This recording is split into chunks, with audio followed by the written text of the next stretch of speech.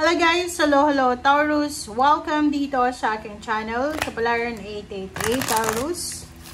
Alamin natin kung anong messages, vibration, energy kapay para sa lahat ng Taurus. This is bi-weekly reading guys, so pwede ka makaresonate. Okay, gamitin mo lang yung intuition. Wow! Taurus, please comment down below if you resonated. Wealthy man, number 14, number 11. Sinasabi ng barahan na for the next 2 weeks, pwede kang manalo. There's a sudden wealth, there's a sudden inflow, windfall of money. So, may posibilidad na mag-ulan ng swerte, biyaya, pagpapala sa buhay mo. Pera, pwedeng manalo ka sa loto, manalo sa mga patimpalak na may involved na money. Possible kang yumaman sa isang gabi lang. This is miracles, milagro. Pwedeng unexpected wealth, unexpected windfall ng pera. Pwedeng unexpected na financial stability ang darating sa'yo. Pwede din na unexpected na maka-encounter ka, makakilala ka ng mayaman na tao, or possible na may isang napaka-mayaman na tao ang posibleng magkakagusto sa'yo for relationship or for business or for job. Okay, threads.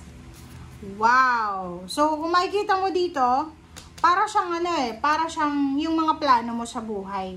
Okay? Yung thoughts mo regarding sa pag-asenso, nasa tamang direksyon ka.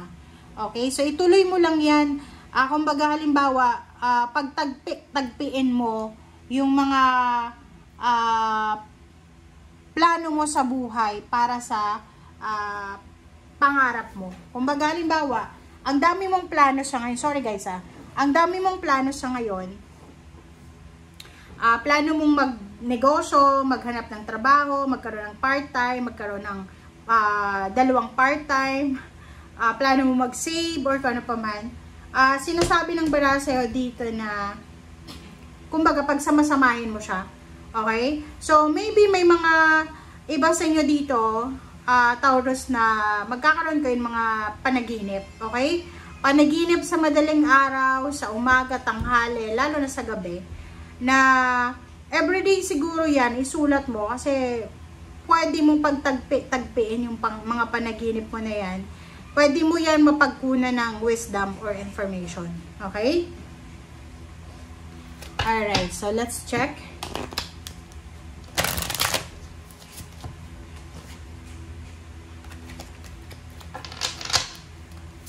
This is for Taurus.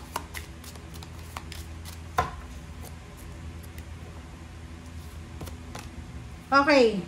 Cycles and rhythms. This is flow.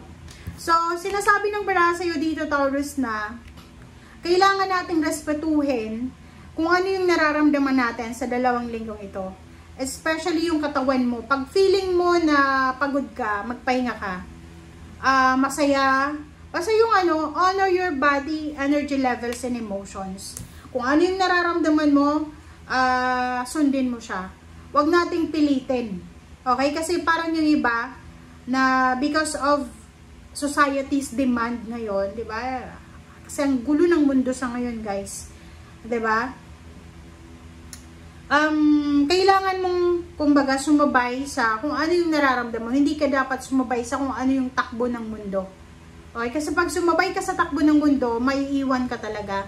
Kasi consistency ang kailangan sa ngayon kung sasabay ka sa trends. Okay? Or sa trends. Dito sinasabi na kailangan mo sundin kung ano yung sinasabi ng puso mo, ng katawan mo. Pag sinabi ng katawan mo, naramdaman mo na pagod ka, magpahinga. Pag sinabi ng emotion mo na pagod ka na, pagod ka na. Pag sinabi ng isip mo na hindi ka makatulog, magpahinga ka. Okay? Alright, so let's check. This is for Taurus. Kasi parang nakikita ko may mga Taurus ditong hindi makatulog sa gabi. Pwedeng may mga health issues, financial issues, emotional. Yung parang ang dami mong pangarap pero yung mga pagkakataon ay hindi pumapabor sa'yo.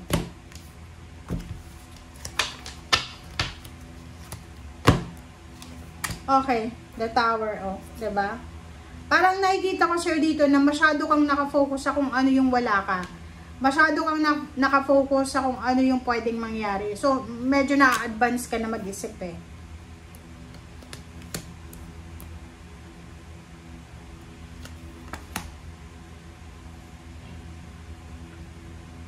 Okay, so kung makikita mo dito, Taurus, ang sinasabi niya ay Tower, Four of Pentacles, the Emperor, and Page of Pentacles.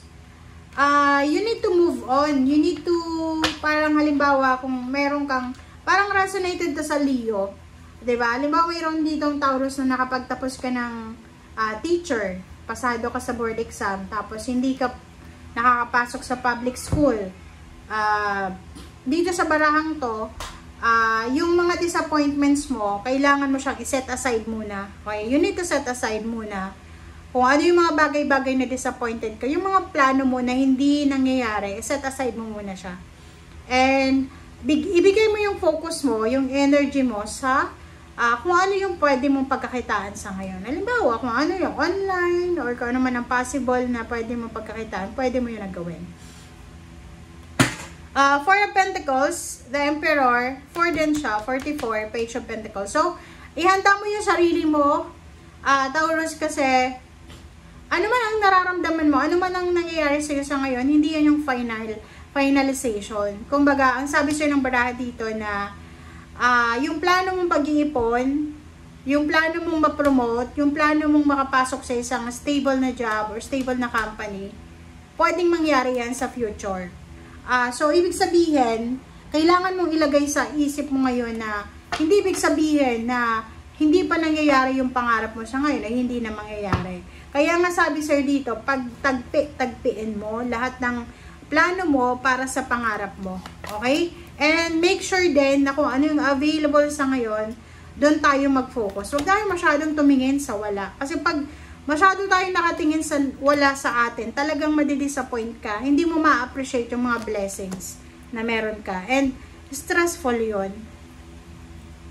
Okay, Queen of Cups, Three of Cups, Temperance, and the World. So parang yun, ang dami mong plano para sa pamilya mo, sa magulang mo, sa sarili mo, pero hindi mo magawa-gawa because parang kulang nga. Dito sa barang to, huwag ka daw mag-alala. Okay, focus on your parang breathing, diba? Kailangan alisin mo yung stress. Kung nai-stress ka na, kasi stressful yan eh. Halimbawa na hindi mo makuha kung ano yung mga gusto mong mangyari sa buhay mo, talagang may stress ka, papayat ka, hindi ka kakain, hindi ka makakatulog ng tama. So, you need to find peace. Hanapin mo daw yung peace of mind, okay? Hanapin mo yung peace of mind.